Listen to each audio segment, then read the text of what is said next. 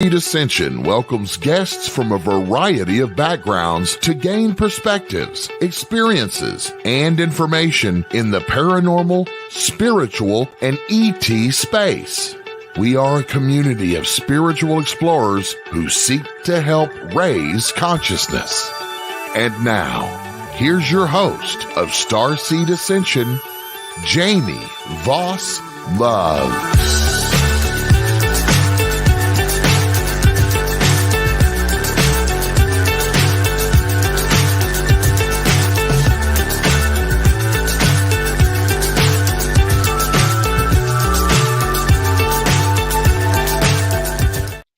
Good evening and welcome to STARSEED Ascension.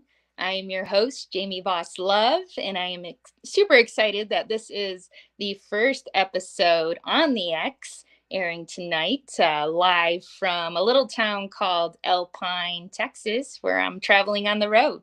And I am a psychic medium, ascension and psychic development mentor, galactic channel, and STARSEED. And I just wanted to thank everyone for joining tonight. And with me, we have a very special guest, Jadrian Napier. And Jadrian, who will be joining momentarily, is an intuitive guide, psychic medium, and dedicated energy practitioner. And she is dedicated to empowering others to explore and connect with their inner magic through a synergistic blend of mediums such as divination, reiki, and the emotion code. And Jadrian helps individuals embrace their innate magic and forge deep connections with their higher selves and the spiritual realm. So when she's not crafting enchanted candles, spell jars, and other mystical tools to support your journey, Jadrian finds solace and fascination in the realms of the paranormal, exploration, and delving into the mysteries of the unknown, and unraveling history's tales through antiquity. So please welcome Jadrian Napier. Hello. Hello, how are you doing tonight? I'm so good. I'm so happy to see you. So good to see you as well. And I've known Jadrian since about 2018, I think it was, in the fall. I met her. We were doing an intuitive workshop and have been blessed to connect with her ever since. And Jadrian, just wanted to know if you can share with us a little bit about your background. So would you say there was a pivotal moment or experience that sparked your journey into intuition, or was it a series of events? How would you describe that? Yeah, so I feel like my experience, like a lot of other people, I've had many sort of mini deaths throughout the journey and awakenings. So it started with, I thought it started with our intuitive development classes, but I knew that I had had experiences as a child. And then I took your classes, and then there was a kind of a pivotal moment in my life where I lost somebody really close to me, and it affected my health to an extreme level. And that got me into doing the energy work that I do now. So, and then we did our psilocybin journey together. And there's just been so many like little big moments throughout the journey that have cultivated what I'm doing now. That's beautiful. And we hear that so often, that the abilities or the gifts or the remembrance of such comes back at a later time. And then we realize, oh, they were there all along. So what do you remember? What has come through as an activated memory of when you were younger, and some experiences that you may have had? Oh my gosh, so many things.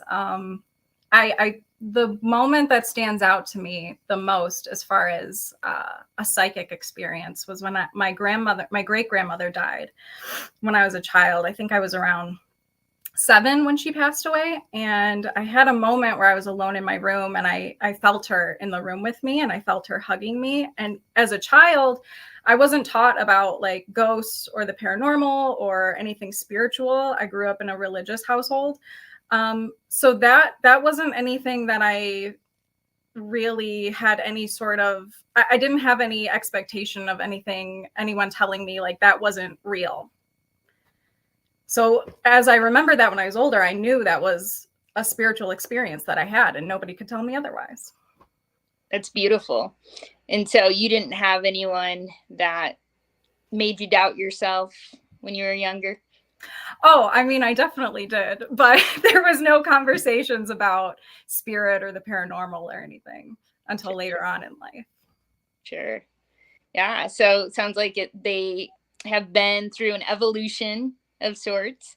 And how would you describe then that evolution? So how would you describe those abilities that, were happening when you were younger as they are now working with you today on your journey?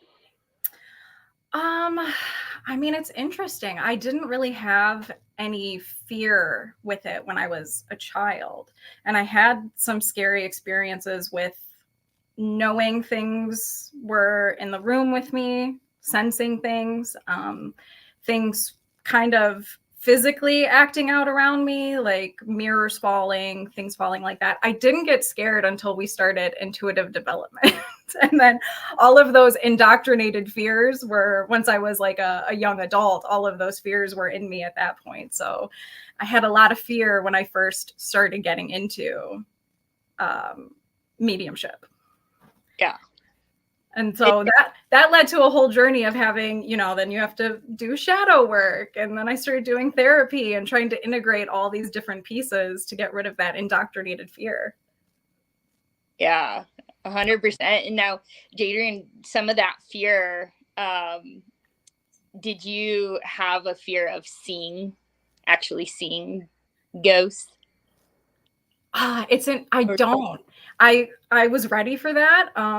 It was always this fear of like the instilled belief that something bad is going to happen, or you're going to accidentally connect with something bad, or what we, perceive as bad, which I don't even have that mindset anymore now that I'm deeper into the work. But yeah, it was always this fear of like, oh no, I'm going to tap into uncharted territory and not be prepared, and something bad will happen. Yeah.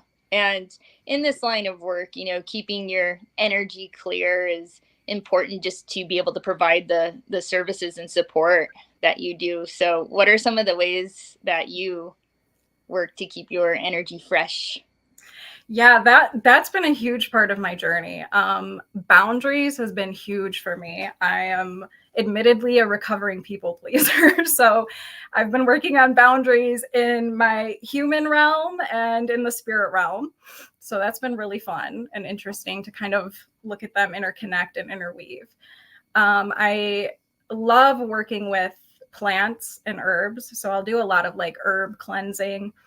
I'm very big into like herbal medicine and holistic medicine. So I try to keep a clean vessel through those ways. And really just a lot of it has been through shadow work and being honest with my feelings and learning how to allow myself to feel what we deem as negative. Yeah. And you mentioned something that I think is so important on the journey, is that boundaries with the paranormal or spiritual realm are just as important as boundaries with, other humans. And so did you find that to be sort of this trial and error journey with boundaries, or do you find that you only connect with the other side when you want to and intend to? How did that unfold for you? No, I mean, it's definitely been something I've had to kind of go back and forth between each other. Like, it's funny because the stuff my therapist and I don't talk about spiritual things, but everything I learn about kind of learning how to coexist with humans, I apply to my spirit work as well. And I'm weirdly more confident setting boundaries with spirit than I am with other humans.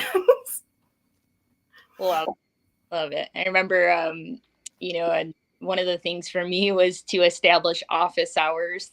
Yes, I love that. Yeah. Yeah, I definitely had experiences before I knew the on-off switch could be a thing where I'd be in public, especially as an empath, when you're in public situations and it's so overwhelming and then it's physically affecting you. So it's definitely something you have to learn how to maneuver. Yeah. And, channeling this information and messages, as well as the sensitivities that you described, right? Being empathic can be totally overwhelming to the system.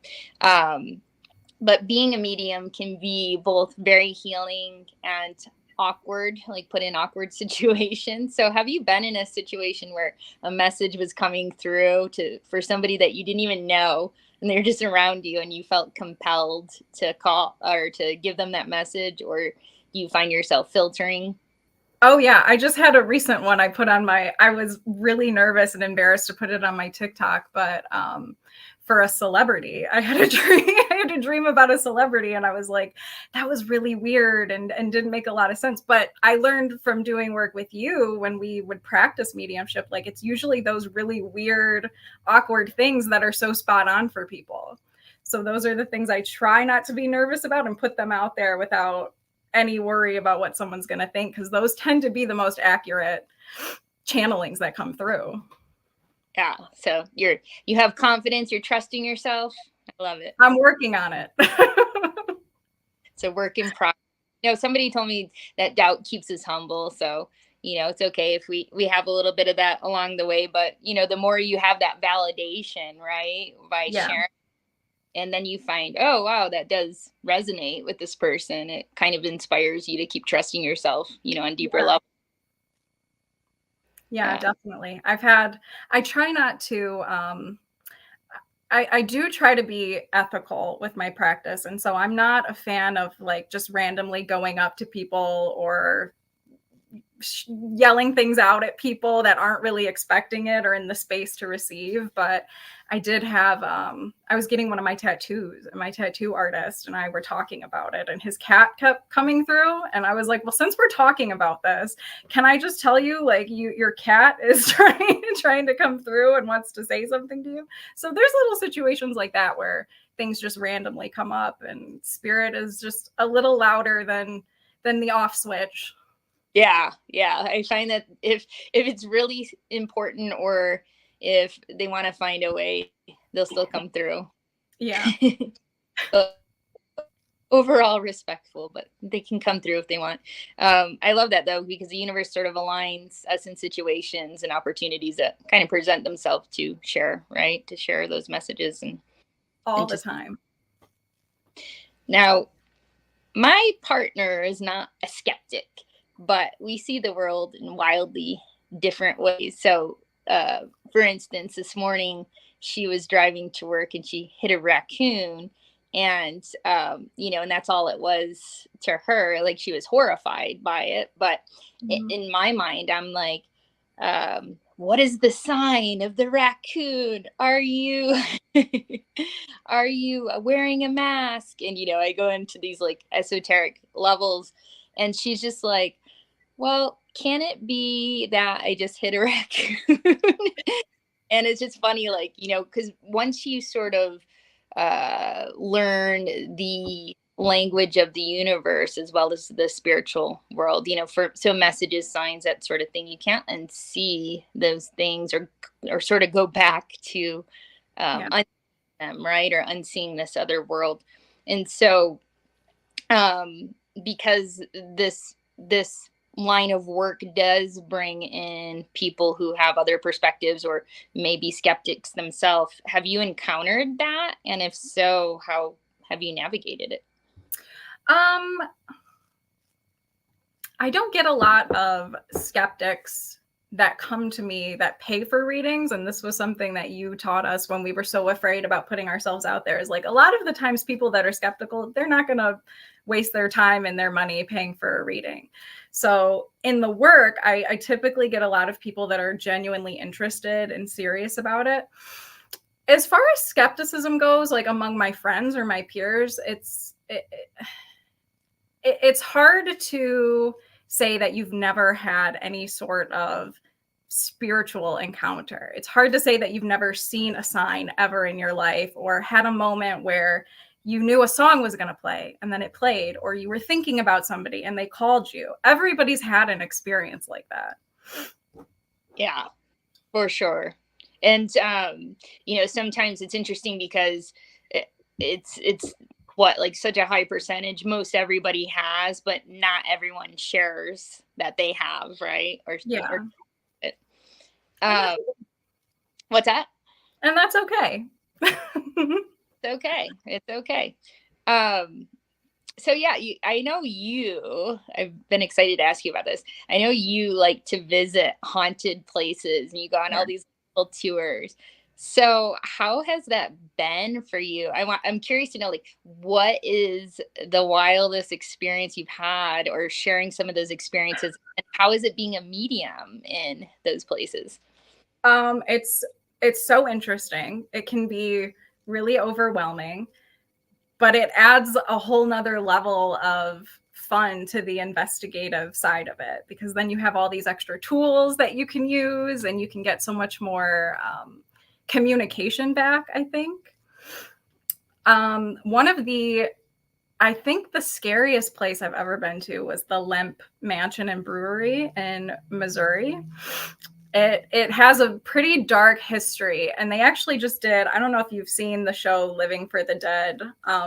The show was fantastic. They did an investigation there, and they found out some information that kind of, I loved how they did it, because they went in with like an open heart and they kind of faced what people were perceiving as dark energy, and just found out there was a lot of family miscommunication and anger and hard feelings within the family that were kind of like manifesting into this negative energy. But my experience there was very scary. It was definitely one of the most active places I've ever been to. We were going to stay the night. We decided against it because it was just, I was having moments of getting extremely dizzy, feeling like I was going to pass out. It just didn't feel like a good place to be that night. Wow. Yeah, I feel you. If it's a spirit that I know is coming through, or even unknown but I'm aware, versus like going into the dark, can be like super daunting and unknown territory. Yeah, I don't like to have a lot of information before going into a place because of skepticism. And I'm a self-skeptic, so I love like proving myself in these situations. So I don't really want to know a lot going into something. Miriam is like my fairy god sister of investigating. She'll just text me or call me up and be like, hey, I booked us this thing. We're going to go do this. Get ready to do it. So she just booked us a ghost investigation at Eloise Hospital. And I have a very strong connection to that place. I'm not sure why, but I've collected some pieces that were a part of the hospital, and we finally got to go inside and do an investigation. And that was really interesting. That place is really active. Wow. Do you feel like, when you say connection, do you feel just there's a connection that compels you to further explore that place? Or do you feel like you've actually may have been there yourself in a past life or something like that? I haven't figured it out yet. I'm not really sure. I keep having these small, there's this thing that keeps happening where I'm also having dreams about like what I feel like are crime cases I find out about later. So I had this dream, and then I saw a crime case that was on TV a month or two later. So it's just these like little things that I feel connected to. And when I saw that, it connected me to that dream. So there's just these little things that I have that connect me to these places. I don't know that I feel like I was involved in that hospital in any way, but there's just something that always draws me to that place. Wow. I think there's a lot of energy there that wants to get messages across. So tell me about these crime cases. Do you mean, are these real crime cases? Or are they TV crime cases? Expound on that. They're real. So this is a new recent thing that's been happening.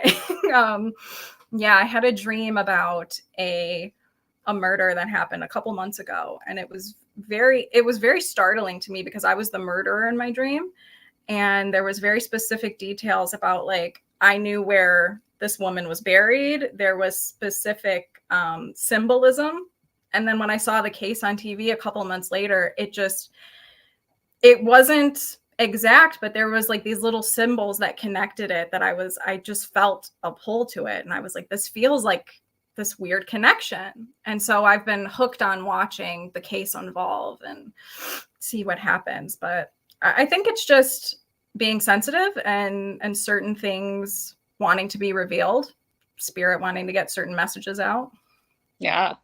Do you think any of the spirits from the crime are working with you to share some insight into some of the clues or some unknown details that could help solve the crime and put it together? It's very possible. I mean, I thought that when I saw the case, and it was kind of a situation where the dream wasn't really anything that they didn't know by the time I caught the case happening. Okay. So yeah, it was just a weird but I've had dreams like that before where they're very foreshadowing of events that occur. Definitely. Could be something to explore. I had interviewed Margie Kay back in November, and she definitely does work like that. So I'd be curious, like, if you pursued that, could more come through? That's interesting. You'll have to keep us posted. I will. Yeah, I'm very interested in that. Wow. So what are some of your other favorite places that you've been, or? I love cemeteries. It's probably my favorite place to be. Like if I'm having a bored day or a bad day, I'm like, I have to find a cemetery and go hang out. I just feel at peace in the cemetery. So I've been exploring some local ones. Anytime I travel, I have to check out the cemeteries there. And I've been having fun doing some kind of intuitive development when I go to the local cemeteries and just sit and see what comes through. And a lot of times, like, some names will come through that I can find on headstones, and that's really cool and fun. Wow. So you're channeling and having like a great big party. Yeah. Well, it definitely depends on the cemetery. Like there's one over in Birmingham where it's very chaotic because it's by a busy road, and I could sense, like, I was getting messages about, like, they didn't like being by the busy road, so it was just this very, like, hectic energy of not being very restful. You're like becoming their advocate. Yeah. This road. Wow. I love that. It's great. So talk to me a little bit then about spell work and some of these tools that you create. Yeah, so I do spell candles. I do custom candles, custom spell jars, just kind of help people in the journey. I always encourage people, you don't need tools, but who doesn't love a fun tool? They're fun and they make it more exciting and more interesting. So I've been enjoying, like, making altar candles, making spell candles. I make these fun little spell jars, mini ones that you can carry around or put in your car, whatever you need. I love it. Yeah, it's interesting because, like, there's tools are amazing and fun, right? We can enjoy them. But I think I get where you're going with that, in saying that it's not to be perceived as more powerful than yourself, right? Or your abilities.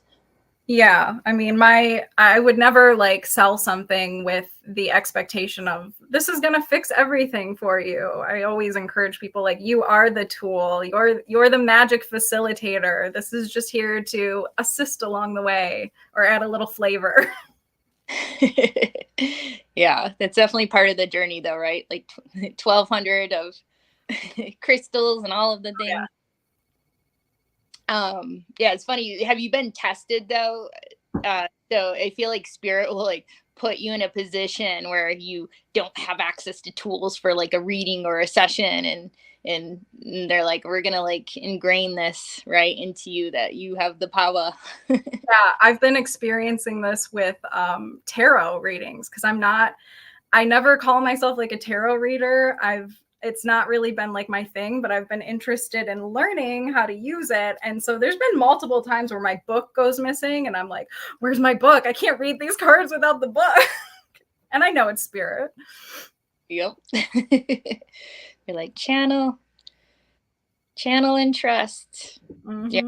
I love that. So yeah, and I know knowing your abilities, I know you are able to read the energy, right, and tap right in. But yeah, I love that with the spell work too, because abracadabra, right? We create as we speak, but we often forget that.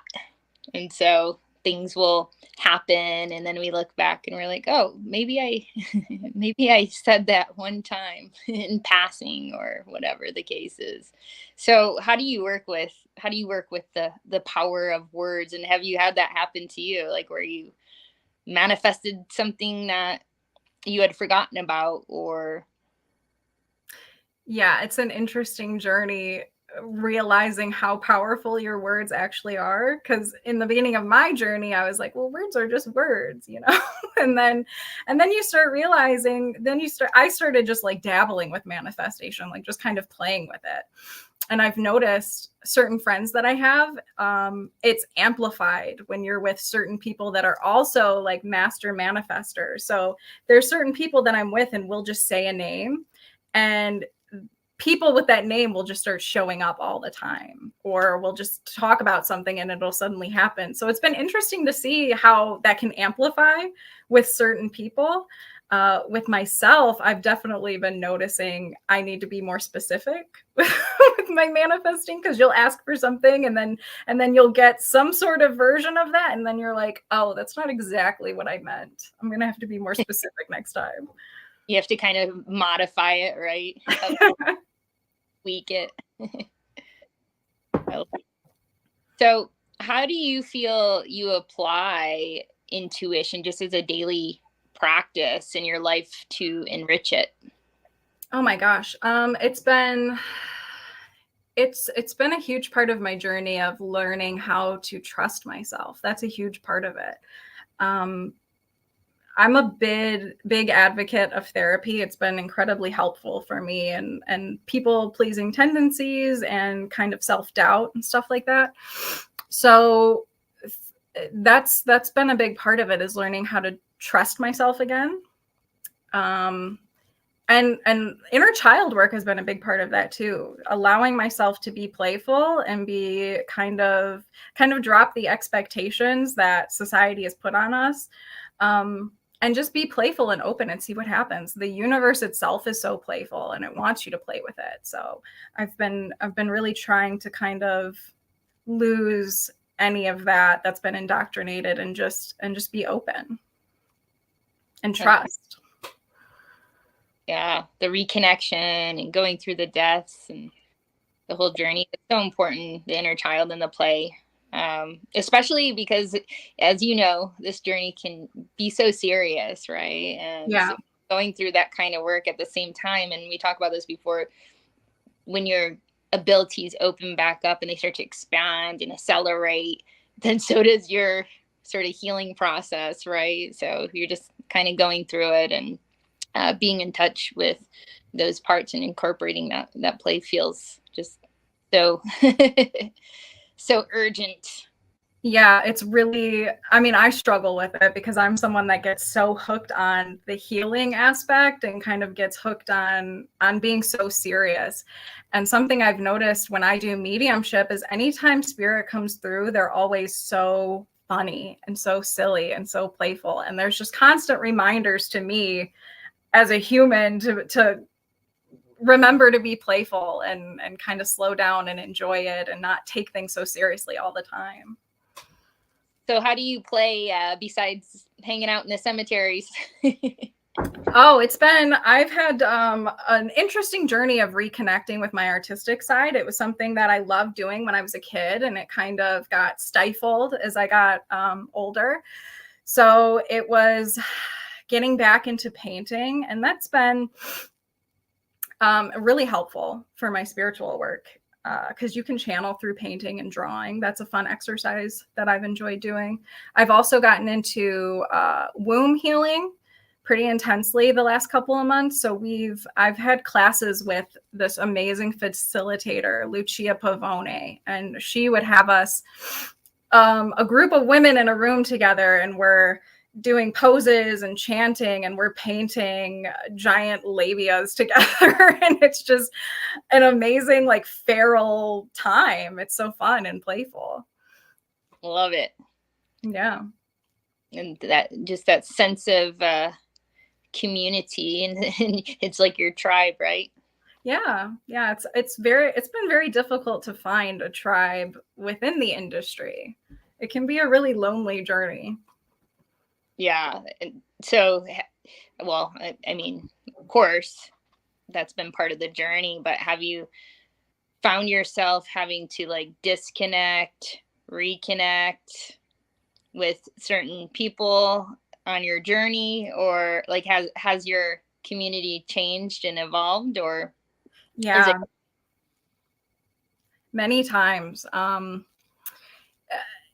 As I do believe that certain relationships serve their purpose for that certain amount of time in that phase in your life. So especially dealing with like family trauma and childhood trauma and things like that, I've had to disconnect a lot of people. As far as in the industry itself, it has been tricky for me to kind of like find my personal tribe, because there is a lot of fear mongering that happens. And I tend to somehow, for some reason, get involved with the people that are like super, super afraid of the unknown and of dark energy. So it can be difficult to work with people that are so fixated on like everything is demons or everything is bad and everything is scary. It's been a difficult journey finding people to kind of finding my own group, I guess. Yeah, that part is really interesting. And so because of course it's a fine balance or delicate dance between being strong in your light, right, and speaking your truth and just what you believe from your perspective to be true, and not trying to like influence their perspectives or beliefs, right? And so how do you handle that blend? I mean, this is probably where I don't do my best work. I'm not big on like confrontation. And I do believe everyone is kind of in their own journey. So I've never been confrontational with anybody that I felt like was being unethical. I just kind of try to stay in my own lane and keep encouraging like the good spirits, and keep encouraging people to really find discernment. I would never I don't want to be someone that goes out and trash talks other workers and facilitators. I would rather focus on helping people empower themselves and learning discernment, learning to trust their instincts, and doing their research. I think, we talk about being playful and finding the fun in it, but I think a lot of times getting a reading and doing energy work is a very serious matter. And I think that you should learn how to use your discernment when finding a practitioner to work with, because there is a lot of misinformation, a lot of ego projection out there, and a lot of people will just take that for what it is and soak it in. And I've been in other classes where I was in a class one time where the facilitator told somebody that, you were talking about signs and stuff. This woman said, my daughter passed away, and I was thinking about her or listening to her favorite song, or something about her was brought up, and a bug landed on my hand and I felt like it was my daughter.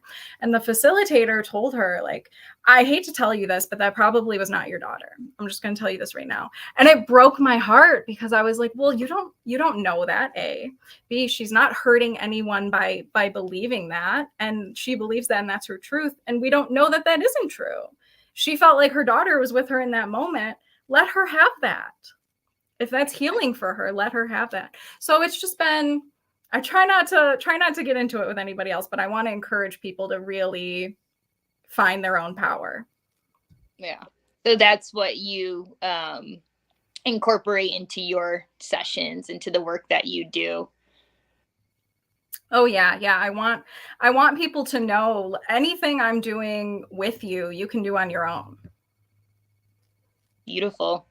And Jadrian, do you find too, like, because sometimes I see this a lot, or witness people might hold back in exploring their abilities or working with them because they feel like they have more work to do, which we know is can be constant, right? I don't want to be constant, because we don't always have to be in it, right? We're supposed to be playing and being in a joy frequency.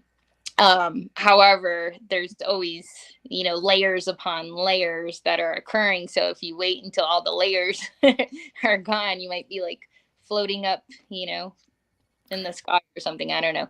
So do you find that as you're moving through your space, are you connecting with other clientele that are moving through something similar, or that have moved through, or that are moving through something that you just maybe have already figured out or evolved or had gone through?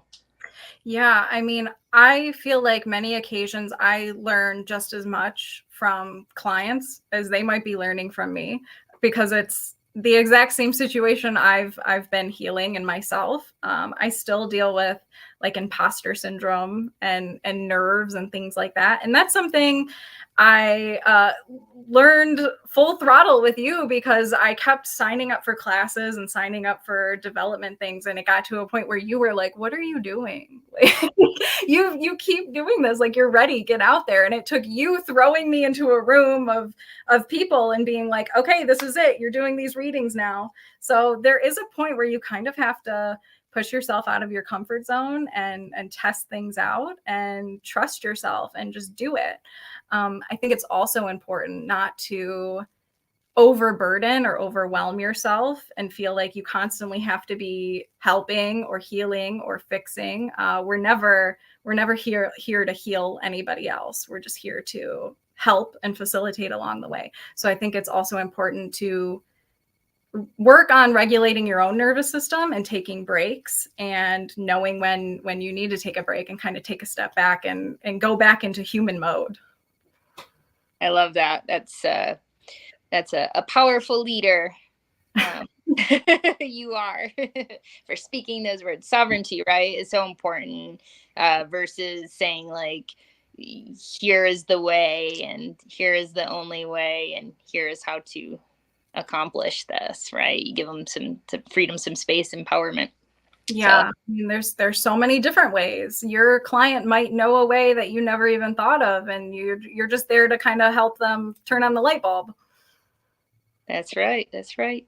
So Jadrian, tell us a little bit about, so with the work that you do, just some of your sessions that you do. So the emotion codes, for instance, you want to tell us a little bit about the different kinds of sessions that you offer and who might come to you for that particular type?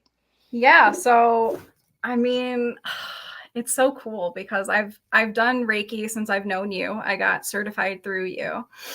And Reiki is wonderful and it's beautiful and it's so relaxing. And then I learned how to do the emotion code when I was having a lot of health issues. I had a session done by another practitioner, and I thought it was so interesting. And I read the book. The modality was developed by Dr. Bradley Nelson. And the book just like immediately clicked and resonated. And it's not anything different from what we do. It's just a different way of doing it. So with the emotion code, I found I do get a little bit more of a skeptical crowd because it's a more technical way of doing it. We're using muscle testing to identify trapped emotions and help them release. So it depends on the client. Sometimes I'll use a combination of emotion code and Reiki. Sometimes the emotion code is all they need and all they want. Yeah, and it's been interesting kind of also going outside of people. I've worked on pets. I can work on buildings inside of homes, inside of businesses. I've done some businesses before, and it's been really interesting. Wonderful. So you are helping people to release some emotions that may be stuck. Yeah. The thing I always want to point out is that we're not getting rid of things. It's kind of like we've talked about layers. It's a way to bring awareness to these emotions that we've kind of stifled down at certain times in our life, unintentionally or intentionally. And this is a way to kind of bring attention to them and help them finish processing. So, like with any other energy work, you might be really tired after, you might get very emotional. And I always encourage people, it's important to feel the emotions and let them finish processing. That's beautiful.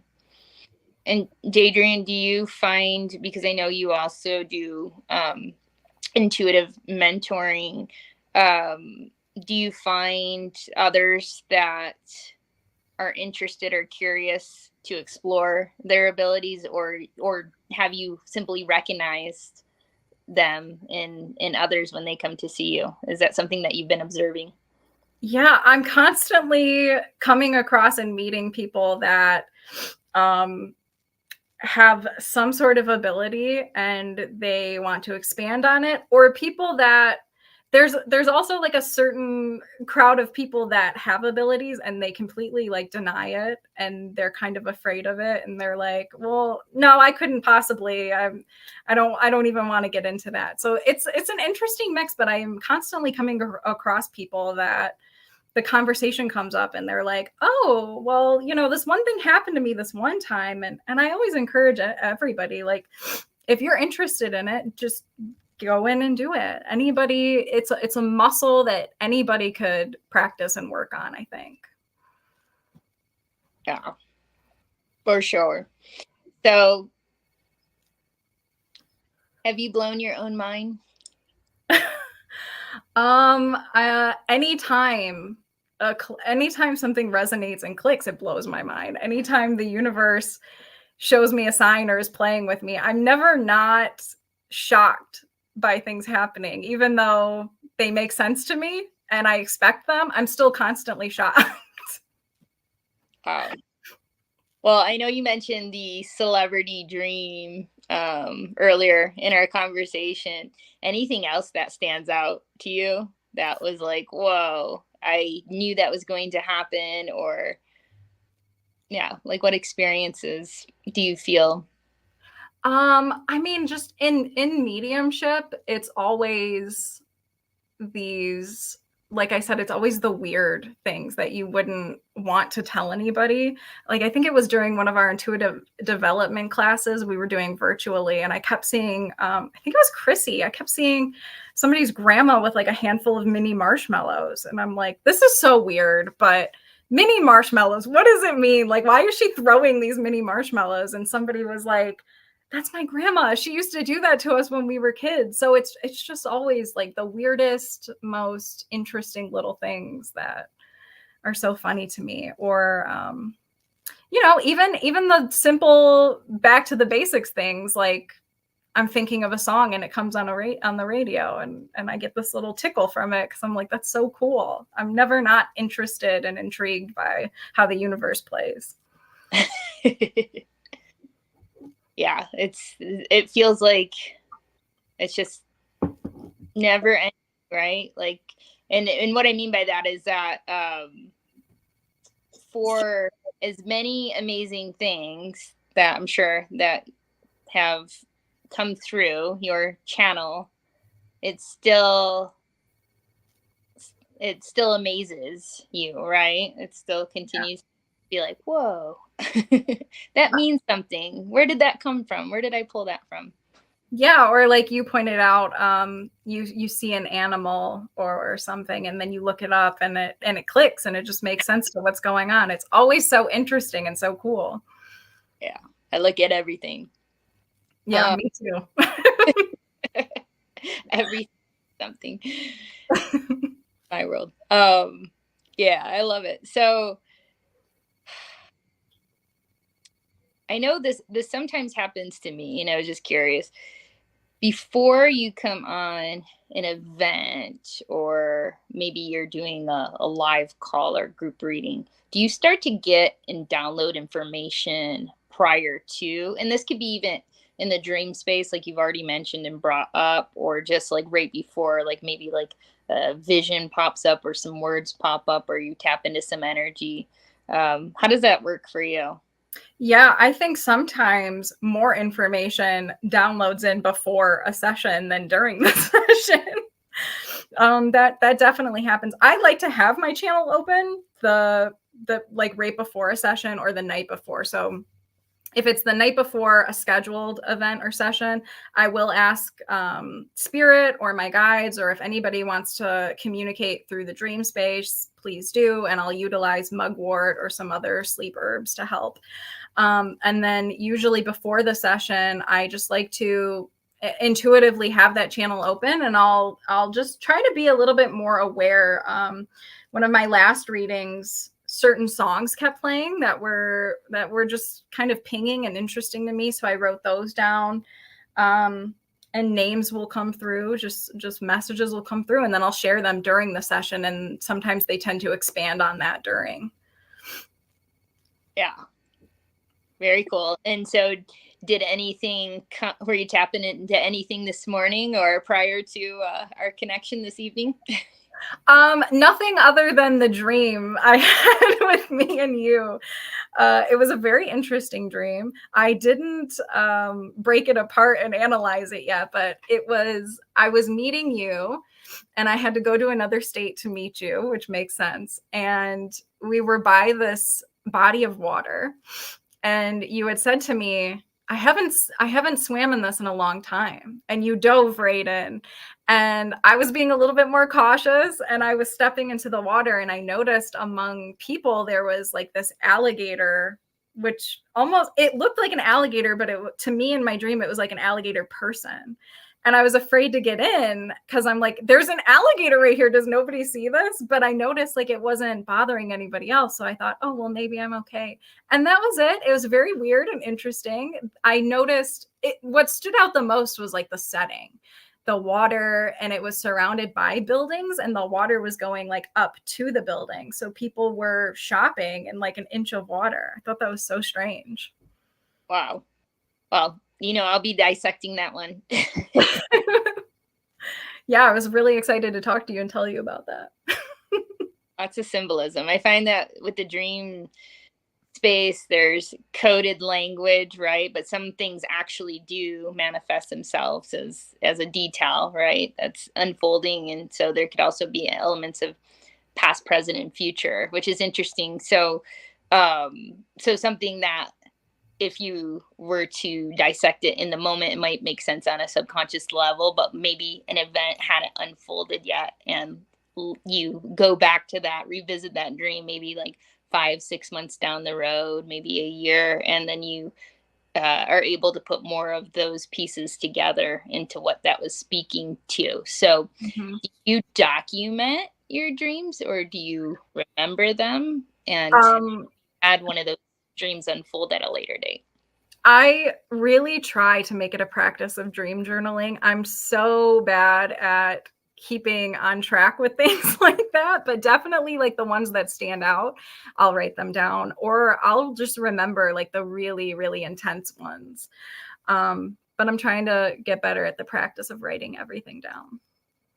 Wonderful.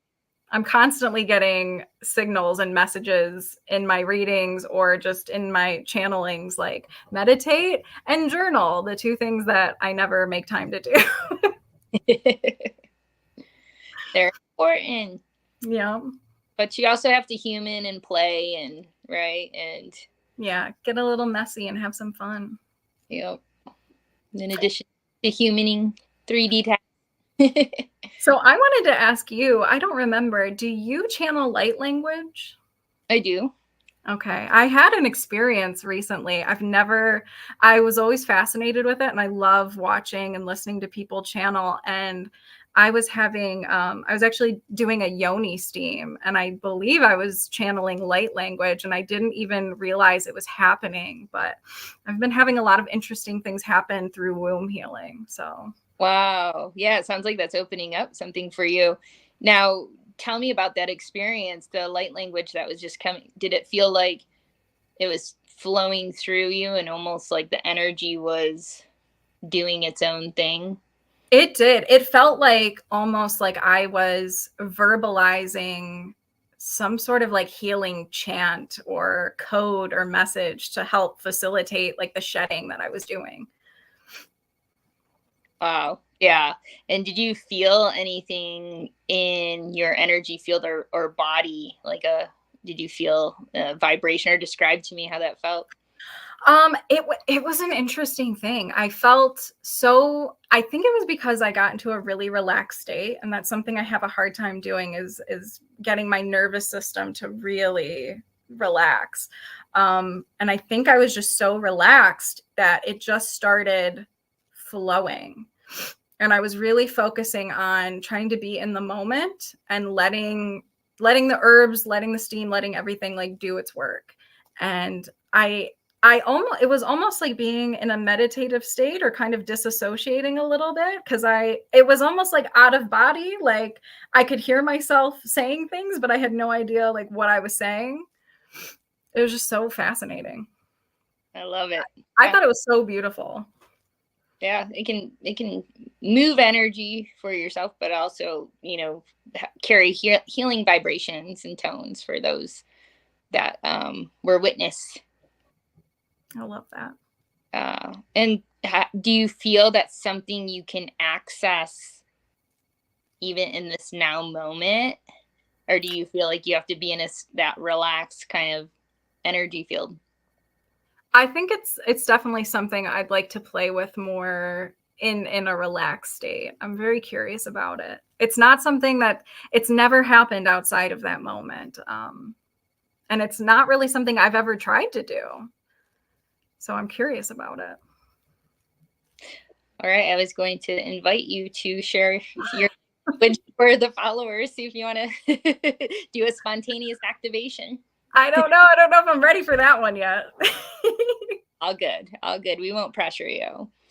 Well, I do want to go back to something just for a moment here, because we were talking about the places that you like to visit, the haunted places, and you mentioned Miriam, and I know you guys have all of these cool photos. You catch like little lights and ghosts and figures.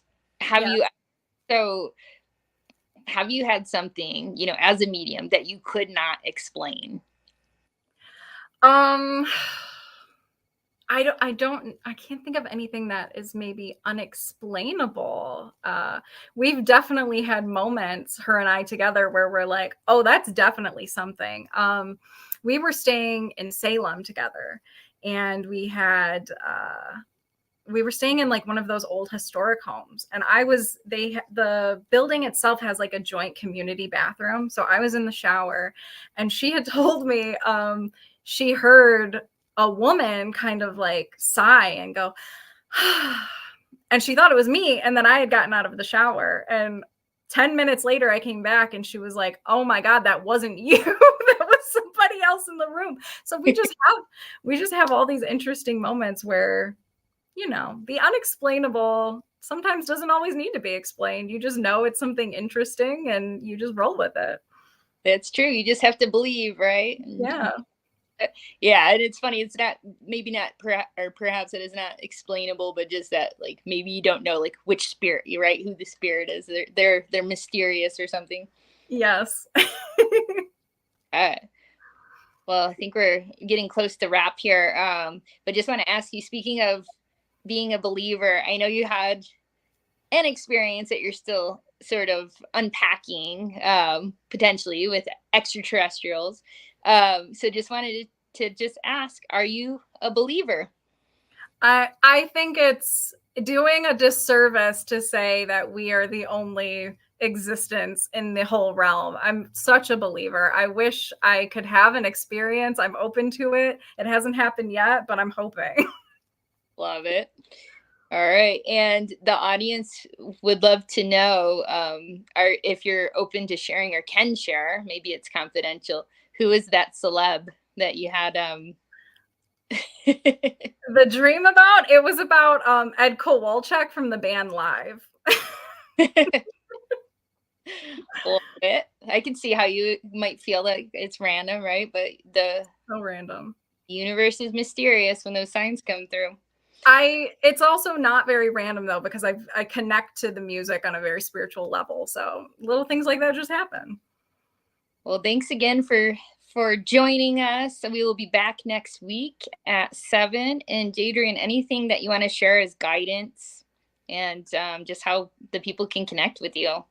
I just want to say, keep believing in your own inner power. I love it. And thank you for having me. My pleasure. And I guess it looks like we're still rolling here. So if there is a website or a way they can reach you. Yeah, so my Instagram is The Mystic Moon Magic, and my website, my husband and I's antique store, everything is linked on there. And then my website is mysticmoonmagic.square.site. Wonderful. All right, everybody. That's how you can connect with Jadrian, who'd be open to exploring a session or a connection with you. All right. Thank you so much again for joining us today, all of the listeners and the viewers. And we will see you next Wednesday at 7 p.m. Thank you.